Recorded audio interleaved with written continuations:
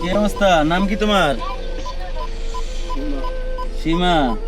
আপনার কি হয়? আমার মেয়ে, আপনার মেয়ে কয়টা মেয়ে? 2 ছেলে 2 মেয়ে। 2 ছেলে 2 মেয়ে। থাকেন কোথায়? আমি আছি বর্তমান স্যার মধুবা। মধুবাগে। আচ্ছা, 2 চোখই সমস্যা? হ্যাঁ স্যার, আর নাহলে আমি রিক্সা চালায় ভাত খেলে আমার ভাতের অভাব ছিল না। না না না, স্বাভাবিক। আচ্ছা, আন্টি আছে? হ্যাঁ? মানে আপনার ওয়াইফ আছে? না, মারা গেছে নাকি চলে উনি গেছে 1.5 বছর বয়সে থেকে চলে গেছে বাচ্চাটারে।